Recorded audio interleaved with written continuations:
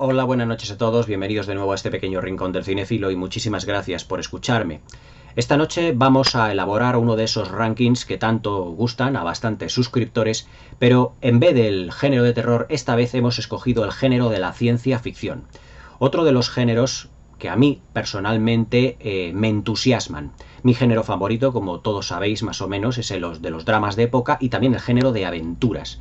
Pero el género de la ciencia ficción, junto con el género de fantasía, ha sido uno de los géneros que yo más he cultivado, que yo más he visto películas en prácticamente lo que es mi historia de cinéfilo, y que es un género que se puede decir que no conoció la mayoría de edad hasta el año 1968. Antes de 1968, lo que es la historia del cine mudo, lo que fue la creación del cine sonoro, la invención del cine sonoro, hasta 1968 hay muy poquitas películas de ciencia ficción que pudiésemos realmente resaltar como obras maestras o que realmente han tenido, digamos, un estatus importante dentro de lo que es la historia del cine. 1968 es una fecha importantísima, clave para la ciencia ficción, por el estreno de dos films realmente que yo interpreto que son capitales y muy importantes dentro de la historia del cine, que son 2001, Odisea del espacio, de Stanley Kubrick, y El planeta de los simios, de Franklin Schaffner. Pero antes de estos films de ciencia ficción tan importantes dentro de la historia del cine, habíamos tenido otros films denominados muchas veces de género, como el género de fantasía, como el género de terror, en el que evidentemente la historia que se nos cuenta es marcadamente de ese género, lo que se llama el cine de género, que había elaborado una serie, o que habían elaborado en Hollywood una serie de películas realmente importantes dentro de la ciencia ficción, pero que eran todas películas de serie B. Me explico. Antes de 1968 hay que destacar una serie de grandes películas de ciencia ficción como fueron Metrópolis, de Fritz Lang, o Viaje a la Luna, de Georges Méliès. Realmente dos de las películas más importantes dentro del mundo, dentro del género de la ciencia ficción, pero que evidentemente posteriormente en Hollywood pues no se realizarían películas de este género que fuesen realmente importantes en el momento en el que se hicieron.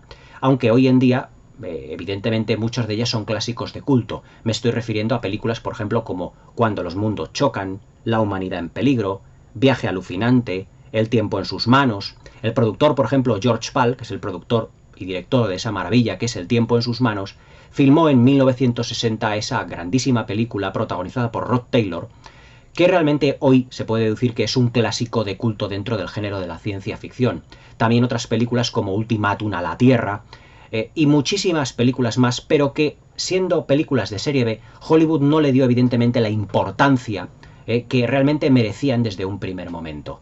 Pero cuando en 1968 se estrena 2001, Odisea del espacio, y posteriormente en 1977 tenemos a la Guerra de las Galaxias, todas estas películas pequeñas de ciencia ficción de serie B, de los años 40, de los años 50, empiezan a cobrar importancia porque pertenecen a un género que era un género menor en Hollywood.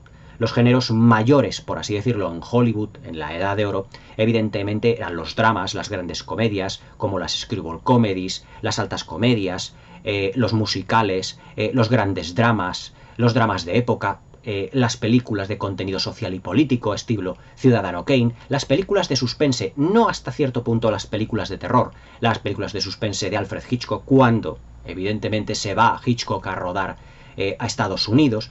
Todos esos eran los géneros mayores. Y dentro de los géneros menores pues teníamos el western, parece increíble pero se le consideraba un género menor, hasta que ya esa generación de nuevos directores ya dentro de los años 70, que se consolidó como el nuevo Hollywood, le dio la importancia a muchísimos títulos que realmente la merecían, elevando a los altares a películas como Centauros del Desierto, como muchos de los grandes títulos de la historia del cine del género western que no habían tenido la importancia que en el momento suyo, que en el momento de su estreno deberían de haberse dado. Pues a la ciencia ficción le ocurre lo mismo, es un género menor. Pero a partir, evidentemente, de 1968, la cosa cambia por completo y la ciencia ficción se transforma en un género mayor. Vendrían posteriormente, en años, en los 70 y en los 80, un número realmente importantísimo de películas de ciencia ficción que consolidarían este género hasta nuestros días, en el que se puede decir que la ciencia ficción es el género más importante a día de hoy en Hollywood.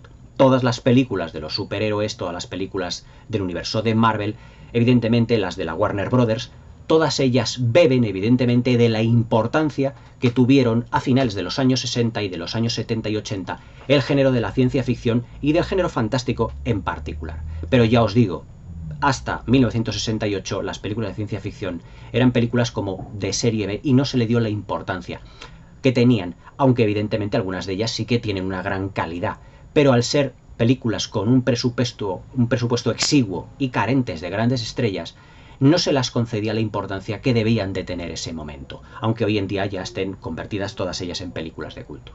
En este ranking, evidentemente, la mayoría de las películas que vais a ver o que voy a reseñar muy brevemente, se puede decir que son películas pues bastante contemporáneas, bastante modernas, ya que ya os digo que a partir del 68 hasta nuestros días es cuando se estrenan las grandes películas de ciencia ficción de todos los tiempos. Y después de esta breve introducción, sin más dilación, vamos a pasar al ranking, que se va a componer de 12 películas en este caso. 12 películas que yo considero que son obras maestras indiscutibles, ya no solo de este género, sino de la historia del cine, y que tienen una importancia capital. Cuando las vaya mencionando, mencionaré por qué tienen esa importancia. En el número 12 tenemos, como siempre, empiezo desde el número 12, desde lo más bajo hasta lo más alto. En el número 12 tenemos una película que tenéis aquí reseñada en el canal hace ya bastante tiempo. Es una película de los años 80 y es para mí uno de los mejores títulos de su director. El director holandés Paul Verhoeven realizó con esta película no solo uno de los ejercicios de ciencia ficción más atrevidos hasta el momento para el género, sino que también incluyó realmente una crítica social realmente muy mordaz a todo lo que era el Estados Unidos de los 80. Ese Estados Unidos tan materialista y tan consumista, lleno de anuncios de televisión, lleno de publicidad, lleno de marketing, y sobre todo consiguió una de las películas más violentas dentro del género de la ciencia ficción, pero también más icónicas, ya no solo dentro de lo que es digamos, la ciencia ficción de los 80, sino que hasta nuestros días perdura como una obra maestra indiscutible del género. Esa película, y en el número 12, es Robocop de Paul Verhoeven. Para mí Robocop fue una película que en el momento que la vi, fue un film que al verlo dices no se parece en nada a ninguna otra película de ciencia ficción.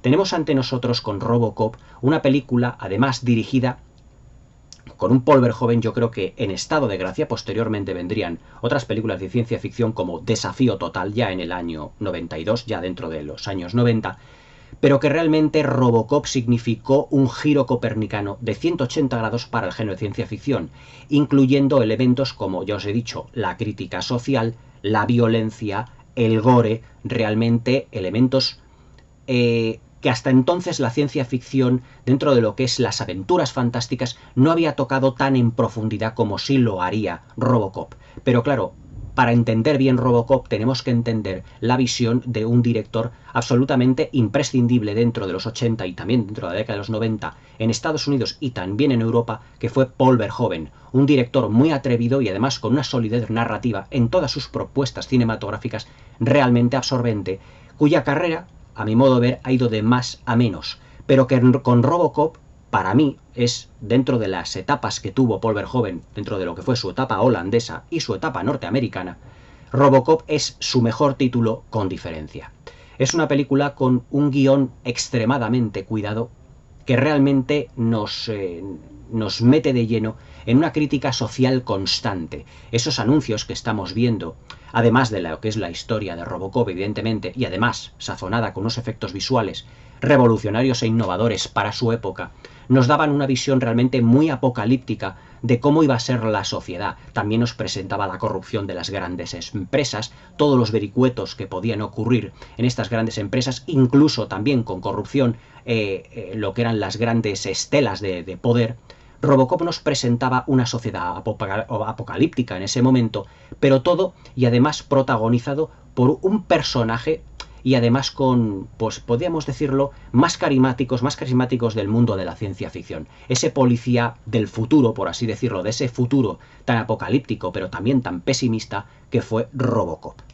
Evidentemente Robocop fue el espaldarazo que tuvo Paul Verhoeven dentro de los Estados Unidos y realmente consiguió una de las grandes obras maestras del género, debido a esa riqueza narrativa, tanto en el argumento como en el guión. Realmente una película impresionante. En el número 12, Robocop. En el número 11 tenemos una película de viajes en el tiempo, la que yo considero que es la mejor película de viajes en el tiempo de la historia del cine. Fue una película muy difícil de realizar, debido a que su director, su jovencísimo director en ese momento, llevaba como, si mal no recuerdo, 3 o 4 fracasos de taquilla, y el pobre hombre no levantaba cabeza. Hasta que vino, pues, papá Spielberg, Steven Spielberg, al rescate con otros 2 productores que también son muy importantes en la historia del cine, que fueron Frank Marshall y su mujer Kathleen Kennedy. El productor, evidentemente, es Steven Spielberg, el director era y sigue siendo Robert Zemeckis, y la película es Regreso al futuro. En el número 11, Regreso al futuro.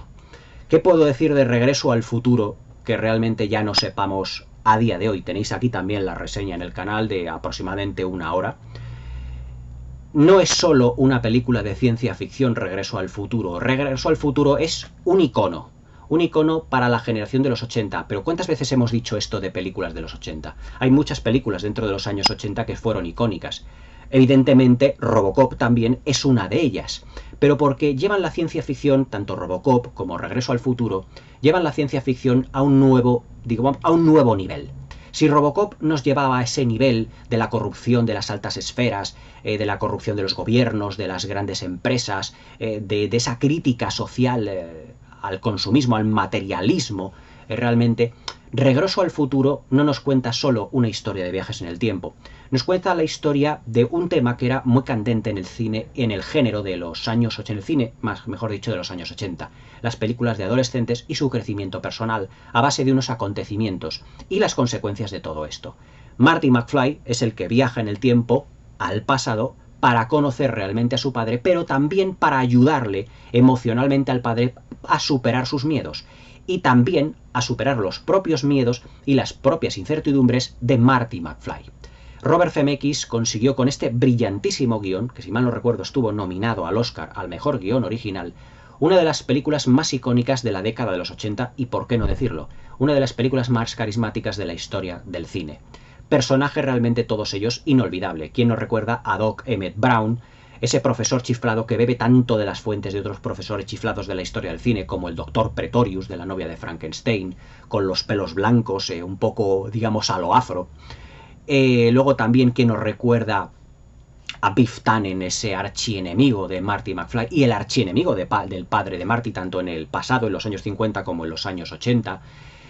Quien nos recuerda ese encantador baile en el fondo del mar, creo que se llamaba, ese baile que hacían en los años 50, la misma recreación y puesta en escena de los años 50, que es realmente extraordinaria, con esa presentación de Marty, cuando aparece, empieza a entrar en el pueblo, todo ambientado en los años 50, con la banda sonora de Mr. Sandman, toda esa banda sonora de los años 50 tan icónica, y además ese cambio de puesta en escena, ese cambio de colorido, que parece que están en los años 50 filmados casi como en ese pseudo tecnicolor. Ya os mencioné todo esto en lo que fue en la review, y que evidentemente componen de Regreso al futuro no solo una película de ciencia ficción, sino como una película de crecimiento personal, una película con una doble puesta en escena, como la que os comenté en el vídeo que hice hace poco de Última Noche en el Soho, pero cambiando los años 50 por los años 60, y evidentemente el personaje más extraordinario de toda la filmografía de Michael J. Fox,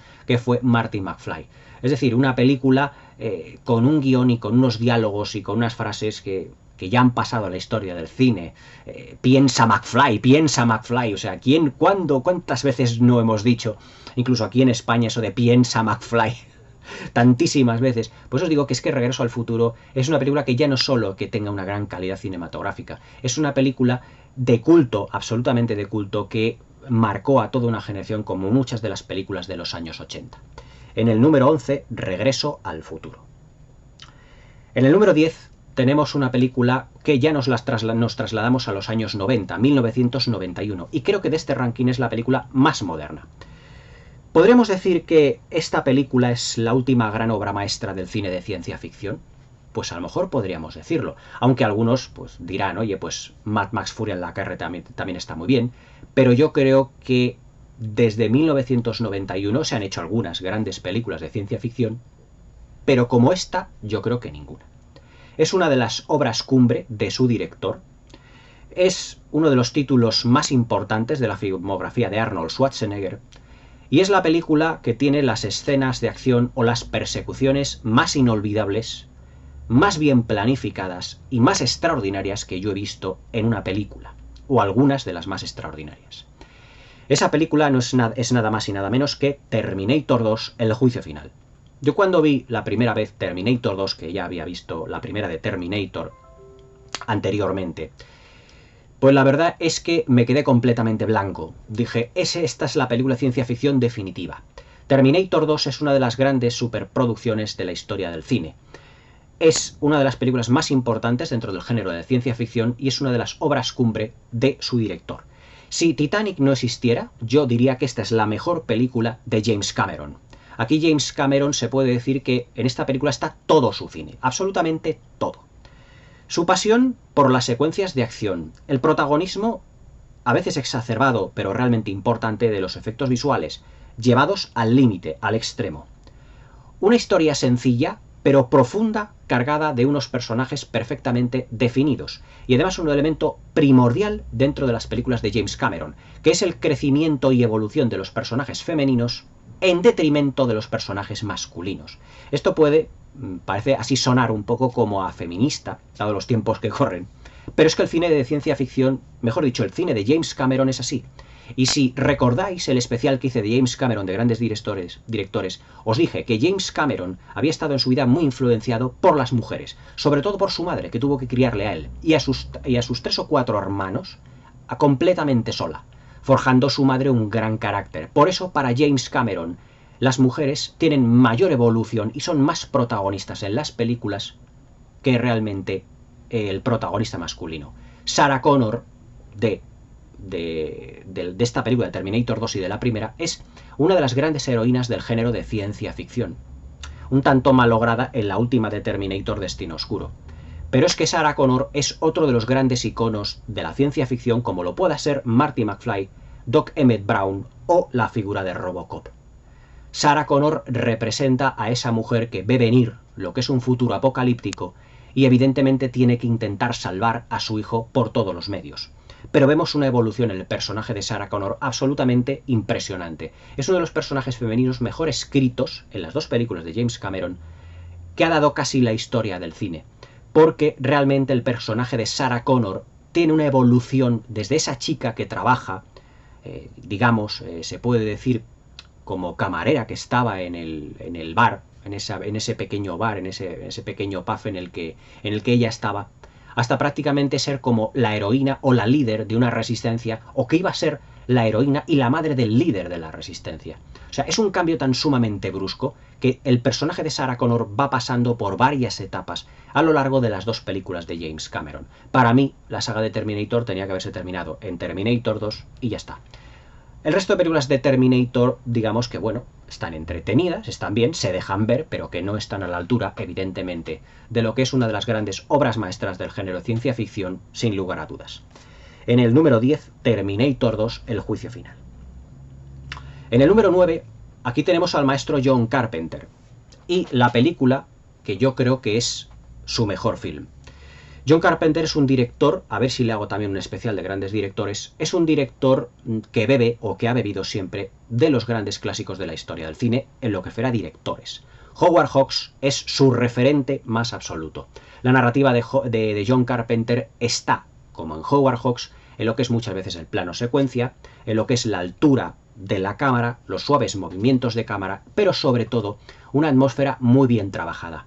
Y en lo que se refiere a la banda sonora, es John Carpenter el que crea la banda sonora de sus películas, realmente. Ya haré un especial de John Carpenter, especial de grandes directores.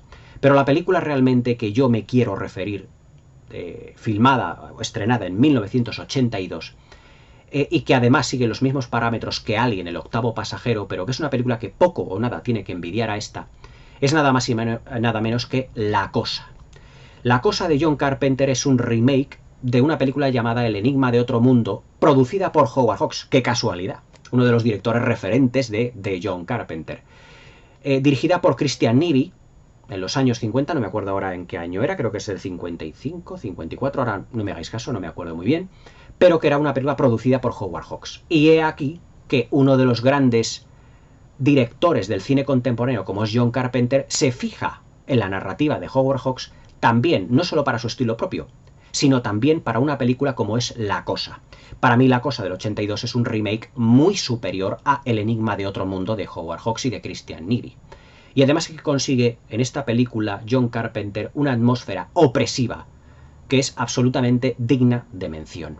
Además, con unos personajes cuya fórmula ya se había tratado en Alien el octavo pasajero, en un sitio en el que no pueden salir y que realmente no saben por dónde va a aparecer ese alienígena que se va transmutando en diferentes personajes, animales, incluso en ellos mismos para engañarles. Con un final absolutamente demoledor y con un Kurt Russell en estado de gracia. Para mí uno de los mejores papeles, si no el mejor de toda la carrera de Kurt Russell. Para mí una maravilla tanto del género de ciencia ficción como del género de terror. Y aquí en esta película tenemos además una de esas variantes tan interesantes que tenemos dentro de la historia del cine. Y es que la película pertenece a un género, pero parece que es de otra. La Cosa realmente es una película de terror, pero en un marco de ciencia ficción.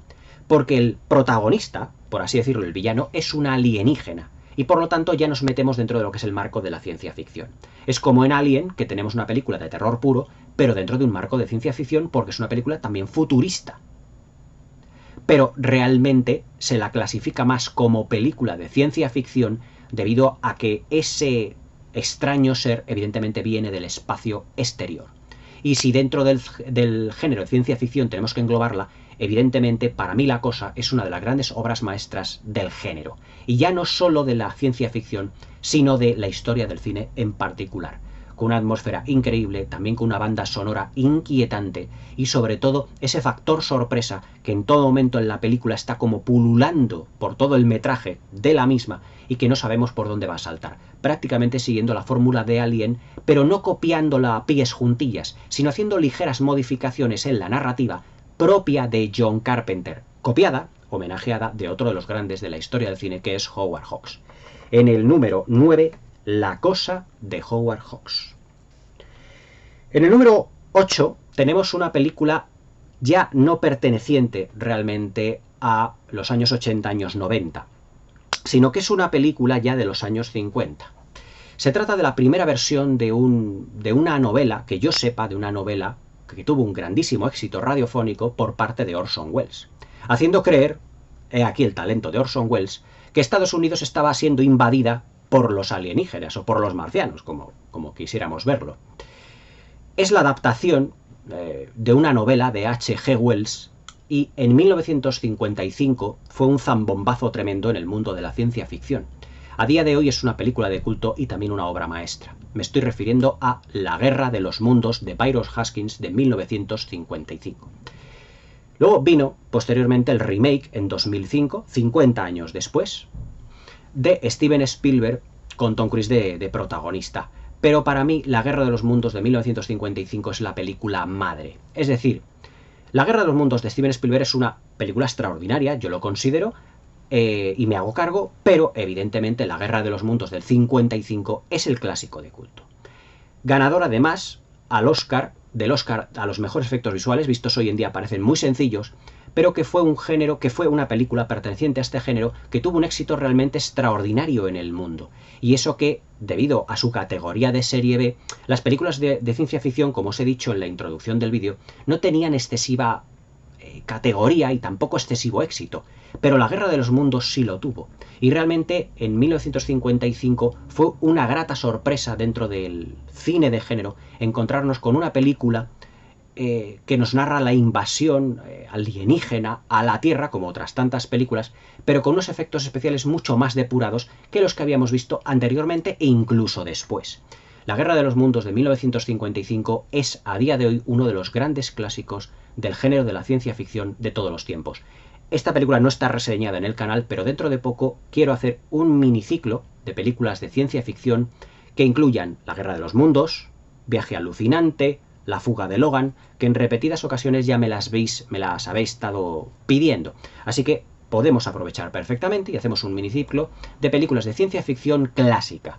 No de las actuales, sino de las clásicas, para que también muchos suscriptores, si no las conocen, también que tengan oportunidad de conocerlas. Y evidentemente, La Guerra de los Mundos de 1955, para todos los amantes de la ciencia ficción, es un título totalmente imprescindible, que tuvo una importancia capital dentro de lo que es el cine de ciencia ficción enfocado a las invasiones de alienígenas.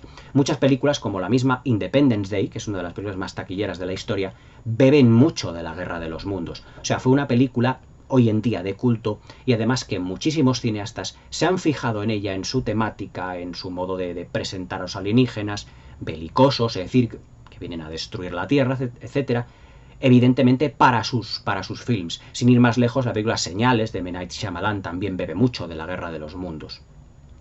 En el número 8, La Guerra de los Mundos de 1955. En el número 7 tenemos una película muda, una película perteneciente al expresionismo alemán, que también me habéis pedido bastantes veces que la reseñe. Lo voy a hacer, sin ningún género de dudas, la tengo en mi videoteca, y es una de las películas también del género más importantes, junto con la del viaje a la luna de Georges Méliès. Es más, evidentemente, esta película es uno de los grandes títulos de su director, de Fritz Lang, uno de los grandes de la historia, tanto del cine europeo como de la historia del cine en general. También un director que tendré que hacer un especial de grandes directores de él, porque también es realmente un director extraordinario. Y que con esta película también, digamos que dentro del género de la ciencia ficción, dio un giro de 180 grados, tratando la ciencia ficción también con cierto mensaje político incluso. Es decir, Metrópolis, o mejor dicho, las películas como por ejemplo como Robocop, que también tenía cierto mensaje social, político hasta cierto punto, de crítica social, también Metrópolis lo tiene. Pero evidentemente Paul Verhoeven tenía un ojo puesto en algunos clásicos de la ciencia ficción que ya habían utilizado esta variante de la crítica social, lo político, para meterlo de rondón y de lleno también ahí en su película. Metrópolis de Fritz Lang, en el número 7, es una de las grandes obras maestras también de la historia del cine.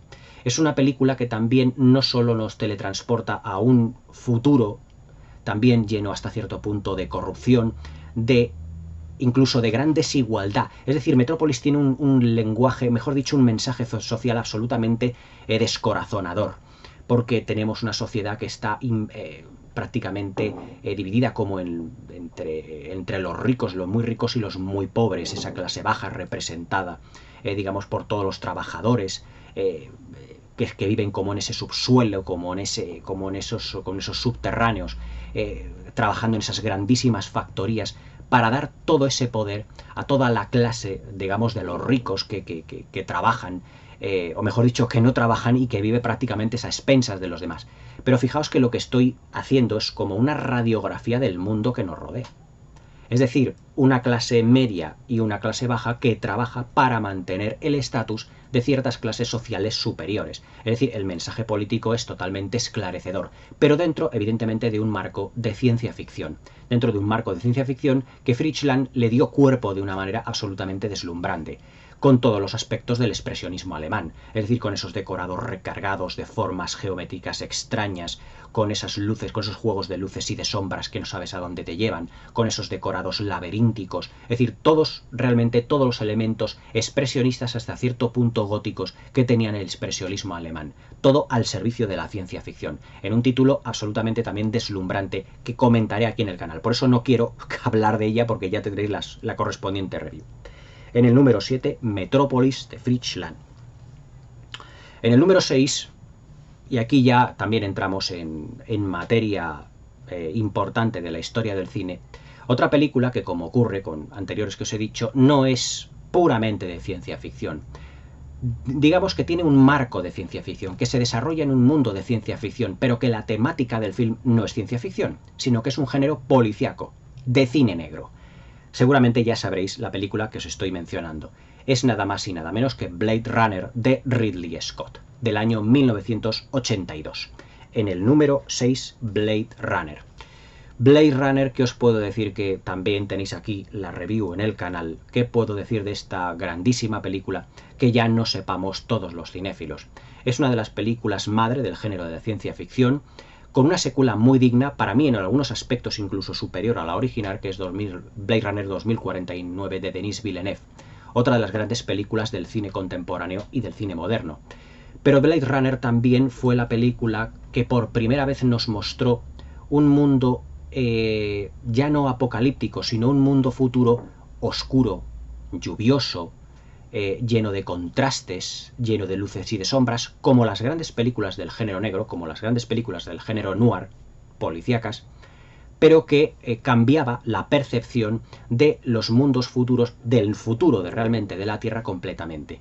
Hasta 1982 las películas futuristas tenían siempre, digamos, una decoración, una puesta en escena con decorados muy luminosos, las personas vestidas muy pulcras, en lo que se refiere a que parecía un mundo que íbamos completamente como a una perfección de todos nuestros estatus, pero que Ridley Scott y Blade Runner, basándose en esa famosa novela de sueñan los robots o los androides con ovejas mecánicas, creo que se llamaba así la novela en la que se basa, el futuro era completamente distinto. Y en ese futuro donde se han creado una especie como de humanos sintéticos o de androides, que son los replicantes. Y luego los Blade Runner, que son los que van dando caza a estos replicantes. Pero el tono, o una de las cosas en las que sobresale Blade Runner por encima de muchas de las películas de ciencia ficción, es por el tono filosófico que se le da a estos seres, a los replicantes, que ellos quieren realmente hacerse las mismas preguntas que todo humano, ya que tienen un proceso de humanización muy interesante a lo largo de la película. Como decía ese monólogo de Rick Deckard al final de la película, cuando el personaje que está persiguiendo a Deckard, el personaje de Rutger Hauer, le dice cuando ya fallece, ¿qué es lo que realmente quería él? Quería preguntarse quién soy, a dónde voy, cuánto tiempo me queda. Las mismas preguntas que todos nos hacemos. Es decir, ese proceso de humanización es uno de los puntos fuertes que tiene Blade Runner, y evidentemente acompañado de un apartado técnico en la que sobresale evidentemente ya no solo los efectos visuales, sino esa maravillosa banda sonora del compositor Vangelis, totalmente inolvidable y una de las más, ya no solo icónicas, sino más sobresalientes bandas sonoras de todos los tiempos, con uno de los personajes y papeles de Harrison Ford más importantes de toda su carrera, por no decir junto a Han Solo e Indiana Jones, el más importante. ¿Qué puedo decir más de Blade Runner que ya no sepamos? Que es una de las grandes películas de la historia del cine, sin lugar a dudas, y que es un auténtico icono, que cuando se estrenó fue un auténtico fracaso de taquilla, ni el público ni la crítica supieron realmente ver la importancia que iba a tener este film, y que con el tiempo se ha convertido en un auténtico clásico de culto. En el número 6, Blade Runner. En el número 5 tenemos otra cinta de Ridley Scott, y que prácticamente supongo que ya sabéis cuál es. Antes la he mencionado cuando estaba hablando de La Cosa porque tiene la misma estructura narrativa, pero esta película también igualmente como La Cosa se la puede enmarcar como una película de terror dentro de un marco de ciencia ficción. Es una de las películas más visuales de su director, con un lenguaje y con una planificación absolutamente deslumbrantes, y que se puede considerar como una de las experiencias cinematográficas, una de las experiencias audiovisuales más fascinantes de la historia del cine. En el número 5, Alien, el octavo pasajero, también de Ridley Scott, del año 79. Para mí, Alien pues supone ya no solo el inicio de una de las grandes sagas de la historia del cine, acompañada por ese complemento tan magnífico que es Aliens el regreso, que yo incluso aquí en el canal reseñé antes que la primera de Alien, porque incluso a mí, como película de acción, me parece absolutamente también magnífica y en muchos aspectos superior, evidentemente, a la película Ridley Scott. Pero por importancia, yo creo que Alien, el octavo pasajero del 79, tiene que estar en este ranking, incluso excluyendo a la película de James Cameron. Alien, el octavo pasajero, también formuló una propuesta narrativa absolutamente magnífica, que es la de unos personajes metidos en un sitio del que no pueden salir y que están perseguidos por, llamémoslos fantasma, llamémoslo alienígena, llamémoslo zombies, llamémoslo como queramos, que se creó en la película La Noche de los Muertos Vivientes de George Romero, y que en este caso es un alienígena que va matando uno a uno a todos los tripulantes de la nave Nostromo. Es una película dentro de un marco de ciencia ficción, pero es un film absolutamente de terror. Pero si yo le tengo que enmarcar en un género, Alien el octavo pasajero pertenece al género de la ciencia ficción, con unas secuencias absolutamente maravillosas, con una planificación extraordinaria en todas sus secuencias, sobre todo lo que es esa cámara, por ejemplo, cuando el personaje de John Hurt descubre lo que es el piloto de la nave alienígena y la cámara se va alejando poco a poco, hasta descubrirnos a lo que es el navegante o al conductor de lo que era esta gigantesca nave alienígena dentro de ese planeta completamente desconocido, y que fue un auténtico impacto visual, ya no solo los años 70, sino que ya ha sido un impacto visual dentro de la historia del cine. Pero para ello tenéis ahí la review en el canal donde os expongo todas las maravillas de este singular film. En el número 5, Alien el octavo pasajero. En el número 4, una película, y ya podemos considerar que esta película es una película de ciencia ficción, pero también es un gran drama. Es una de las películas, por no decir, es la película más personal de su director. Es un film que fue el más taquillero de la historia, o que más dinero recaudó de la historia del cine en su momento. Es del gran Steven Spielberg y es nada más y nada menos que E.T. el extraterrestre. Para mí E.T. el extraterrestre no ha significado dentro de la historia del cine, por lo menos para mi gusto, un personaje excesivamente agradable de ver realmente. Pero tengo que considerar que E.T. el extraterrestre tiene una importancia capital en la historia del cine. Es una historia que, al igual que las anteriores, está desarrollada dentro de un marco de ciencia ficción, es como una, podríamos llamarla así, invasión alienígena, pero digamos que es la película más personal de Steven Spielberg porque Elliot, el protagonista de este film, es el propio Steven Spielberg. Es como la biografía personal de su vida.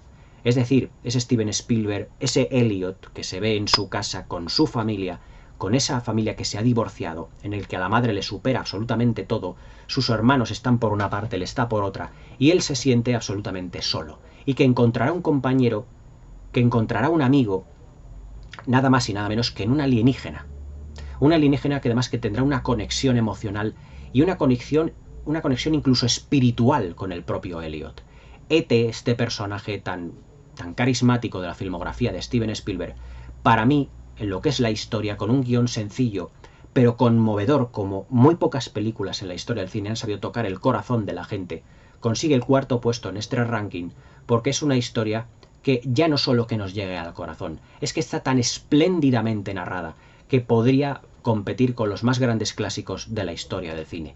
E.T. es una de las mejores películas de Steven Spielberg, como os puse en el ranking de las mejores películas de este director, que es además mi favorito, y también tenemos que ver en él las grandes referencias cinéfilas que tiene Spielberg en la película, pero sobre todo con un apartado técnico que para su época fue deslumbrante. La banda sonora de John Williams ya ha pasado la historia, evidentemente, es una absoluta maravilla, pero la historia de ese niño que se busca a sí mismo y que encuentra en E.T., en un alienígena del espacio exterior, lo que no puede encontrar ni siquiera en su familia, constituyó uno de los grandes hitos de la ciencia ficción, filmada además por Steven Spielberg con una planificación muy innovadora y absolutamente magnífica, con la cámara siempre a la altura de los ojos de un niño, para que los niños, los jóvenes, se pudieran todavía identificar más con el personaje de Elliot y con el mundo que quería trasladar, el genio del cine que es Steven Spielberg. En el número 4, E.T. el extraterrestre. Y ya entramos en el ranking de las que para mí son las 3 mejores películas de ciencia ficción de todos los tiempos. Para mí. En el número 3, y medalla de bronce, tenemos otra película inicio de una saga importantísima. Una de las grandes sagas, por no decir la saga más icónica de la ciencia ficción de todos los tiempos, que es evidentemente La Guerra de las Galaxias de 1977. Otra película que decir, ¿qué os puedo decir de esta película que ya no se haya comentado, dicho, hablado, etcétera? La Guerra de las Galaxias es un cuento de hadas, una película de fantasía llevada al espacio, con múltiples referencias al western, al mundo de los samuráis, al cine de Akira Kurosawa, a las películas de capa y espada, todo el cine que había deslumbrado a George Lucas, su genial creador y un auténtico visionario. cuando él quería realmente escribir un guión, una historia, y cuyos personajes, Luke Skywalker, la princesa Leia, el emperador, Darth Vader, aunque el emperador no está aquí, Chewbacca, 3PO, R2, ya son mundialmente conocidos. Yo creo que pocos personajes, mejor dicho, pocas películas de la historia del cine conocemos a todos los personajes. Yo creo que, digamos, por su nombre, Han Solo, Chewbacca, Luke, la princesa Leia, Obi-Wan Kenobi, Darth Vader, el gran Moff Tarkin. Es decir, ¿qué voy a decir de la Guerra de las Galaxias que no sepamos? También la tenéis aquí en 2 vídeos, además, reseñada en el canal, que yo creo fue una de las primeras películas que yo reseñé. Una habilísima mezcla de géneros, una película además con unos efectos visuales y con un diseño de producción, una puesta en escena tan novedosa que evidentemente ya visualmente se convirtió en una de las más grandes epopeyas que se habían filmado jamás. El diseño de lo que son las naves, los cazas interestelares, los Ala X, el halcón milenario, la estrella de la muerte, es decir, era lo nunca visto en el cine. El equipo de efectos de sonido consiguió realmente una proeza en el montaje de los mismos. John Williams, con una banda sonora ya no solo icónica, sino una de las mejores de todos los tiempos, y con alguno de los personajes que ya son iconos de la historia y de la cultura pop del siglo XX. Evidentemente no podía estar en este ranking y en este podio La Guerra de las Galaxias, en el número 3. En el número 2, otra película de Steven Spielberg, que yo quiero situar por encima de La Guerra de las Galaxias, porque para mí es ya no solo es digamos una exposición de lo que es la ruptura de una familia, los problemas que tiene, sino también es el estudio cinematográfico más pormenorizado del fenómeno ovni de toda la historia del cine. Filmada por Steven Spielberg, guionista también Steven Spielberg, nominada a 11 premios de la Academia y solo se llevó 1, el de mejor fotografía. Pero la fotografía se la puede calificar con una sola palabra: majestuosa. Esa película y medalla de plata es Encuentros en la tercera fase. Encuentros en la tercera fase tiene uno de los finales más majestuosos, más increíbles y fascinantes de la historia del cine. Todo lo que es el encuentro con la nave nodriza alienígena, con todos los otros, el resto de naves, esa comunicación musical que tienen los alienígenas con los hombres, luego también reseñando la desaparición de lo que es la abducción de todas aquellas personas que habían desaparecido en los años 50, en los años 40, las secuencias en los desiertos de todos aquellos, de ese buque gigantesco, de aquellos aviones en ese, digamos, en ese aeródromo que habían desaparecido en los años 50 y que habían aparecido. Es tanta la documentación que tuvo que trabajar Steven Spielberg para crear el guión de Encuentros en la tercera fase, que todo eso lo mezcló, además, con una historia de unos personajes completamente accesibles al gran público, con el que mucha gente se puede identificar. Richard Dreyfuss realmente realiza uno de los papeles de su vida, de su carrera, como ese hombre obsesionado por unas visiones que los extraterrestres le han parcialmente abducido. Secuencias ya para la historia del cine, como es la persecución del personaje de Roy Neri, de Richard Dreyfuss, por todo lo que es la autopista hasta llegar a esa montaña donde desaparecen en ese horizonte maravilloso las naves alienígenas perseguidas por los coches de policía que también caen al barranco. ¿Qué se puede decir de Encuentros en la tercera fase? Esa también secuencia donde tiene esa ruptura familiar debido a todos los fenómenos que están ocurriendo en su carrera, pero también es el retrato de una familia en descomposición. Es decir, Spielberg mezcló muchos elementos que él ya estaba empezando a estar acostumbrados, que hasta cierto punto son como unos prolegómenos de lo que puede ser ET, sobre todo lo que es el núcleo familiar de los personajes principales, de los protagonistas, y nuevamente acompañado, al igual que en ET, de una banda sonora maravillosa de John Williams. Si tuviese que comparar Encuentros en la tercera fase con, por ejemplo, una partitura de música, diría que Encuentros en la tercera fase es como una pieza de música clásica. Todo es suave, la planificación, los movimientos de cámara, los personajes evolucionan de una manera progresiva, pero a la vez que parece que no nos estamos enterando de ello. Uno de los grandes trabajos, aunque sea como secundario, del director François Truffaut, amigo personal de Steven Spielberg, una dirección majestuosa del propio director que entonces contaba solo con 27 años, qué gran portento para hacer Encuentros en la tercera fase, ni siquiera haber cumplido ya los 30. Realmente una auténtica maravilla de película, que es una obra maestra incuestionable. Para mí una de las mejores películas de Steven Spielberg y una de las películas más fascinantes visualmente que se han podido filmar. Esta película tuvo 11 nominaciones al Oscar, como ya he dicho, solo consiguió uno a la mejor fotografía, pero tuvo diferentes directores de fotografía, aunque solo uno se le dio a Vilmos Zsigmond, creo que se llamaba, el que recibió el Oscar, por un trabajo absolutamente majestuoso e increíble. En el número 2, medalla de plata, Encuentros en la tercera fase. Y en el número 1, estoy seguro que ya todos sabéis la que es.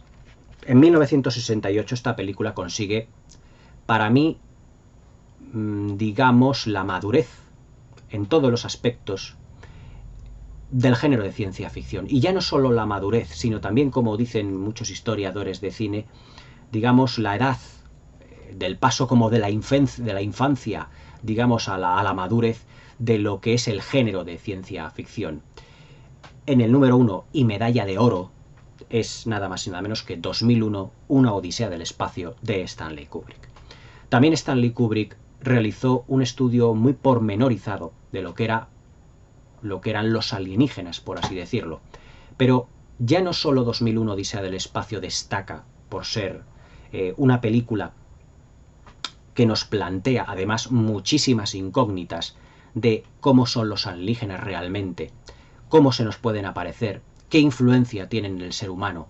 Todo 2001, Odisea del espacio es la historia de la humanidad con esa fantástica elipsis del hueso que cae de los homínidos hasta que se transforma en esa nave espacial, acompañado de esa banda sonora clásica tan sumamente majestuosa e increíble como es el Danubio Azul de Richard Strauss. Pero es que 2001, Odisea del espacio también es la mayoría de edad de los efectos visuales. Hasta 1968 no se habían visto efectos visuales como lo de 2001. Y es más, no creo que incluso ni a día de hoy, con esas mismas técnicas, no creo que exista un director capaz de igualar con esos mismos métodos, no digo con los efectos generados por ordenador, sino con los métodos que utilizó Stanley Kubrick, de igualar su proeza. Los efectos visuales de todo lo que son las naves en el espacio exterior, todos los movimientos suaves, con una serie de maquetas fastuosas, realmente increíbles, logró Stanley Kubrick una de las grandes proezas de la historia del cine.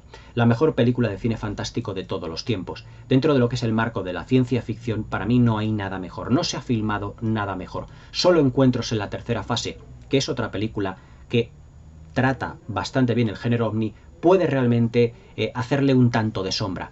Pero es que también 2001, Odisea del espacio, también nos propone una especie, como os diría yo, como de futuro un tanto filosófico por parte de los alienígenas. Son los alienígenas los que nos van controlando, los que nos han controlado a través de ese monolito. ¿O realmente el monolito podríamos definirlo realmente como el alienígena? Porque los alienígenas tienen que ser necesariamente seres orgánicos como nosotros, o pueden ser de otra manera. Por lo tanto, ahí caben muchas preguntas en un discurso muy ambiguo, de los más ambiguos de Stanley Kubrick dentro de lo que es la historia del cine, pero también uno de los más fascinantes. Es decir, 2001, de Odisea del espacio, es una película, como muchas del director Kubrick, llena de recovecos por todas partes, llena de preguntas, llena de incógnitas para poder plantearse a lo largo de esta fascinante película que nos propone otra maravilla audiovisual desde el primer minuto hasta el final. 2001, Odisea del espacio, es una de las mejores películas de la historia del cine. Yo no la incluí en aquel ranking que hice de las 12 mejores de la historia del cine, pero si tuviese que escoger como 3 o 4 siguientes, evidentemente 2001 estaría de lleno en esa otra lista que podría seguir a la de los 12, a las de las 12 mejores películas de la historia del cine. Es la mejor película de Stanley Kubrick y una auténtica genialidad. Es una de esas películas que tiene que estar históricamente junto a Ciudadano Kane, junto a Lo acorazado Potemkin, junto al Apartamento o junto a Lo que el viento se llevó. Es uno de esos films que no te cansas de ver y que constantemente están surgiendo nuevos misterios, nuevas incógnitas, a medida que vas desarrollando, o mejor dicho, a medida que vas viendo la película, no una, ni dos, ni tres, sino muchas veces, realmente dentro de las veces que la puedes llegar a ver, resuelves unas incógnitas y se te plantean otras nuevas, dada la riqueza que tiene el guión de Stanley Kubrick, basado además en una novela de Arthur C. Clarke llamada El Centinela, si mal no recuerdo. Medalla de oro para 2001 Odisea del Espacio. Y repasemos del 12 al 1. Robocop, Regreso al Futuro, Terminator 2, La Cosa, La Guerra de los Mundos 1955, Metropolis, Blade Runner, Alien el octavo pasajero, E.T. el extraterrestre, La Guerra de las Galaxias, Encuentros en la tercera fase y 2001 Odisea al Espacio. Creo que en el marco de la ciencia ficción no se pueden, evidentemente no se pueden encontrar mejores películas. Menciones especiales honoríficas, pues podemos tener menciones especiales, por ejemplo, para Mad Max 2, El guerrero de la carretera, de George Miller, El hombre invisible, de James Whale, El planeta de los simios, de Franklin Schaffner, de 1968, pero que yo creo que todas ellas, todas estas 12 que he dicho, yo creo que no tienen rival dentro de su género. Todas ellas destilan un gran guión, todas ellas tienen personajes inolvidables, situaciones icónicas que ya han quedado grabadas en la retina de todo gran aficionado, unos efectos visuales para su tiempo revolucionarios y sobre todo grandes directores como Stanley Kubrick, Steven Spielberg, Robert Zemeckis, John Carpenter, Byron Haskins. ¿Qué se puede decir? James Cameron. ¿Qué más se puede decir dentro del género de ciencia ficción? Para mí estas son las 12 mejores películas que ha dado de sí la ciencia ficción. La más moderna, como os he dicho anteriormente, Terminator 2, el juicio final del año 91.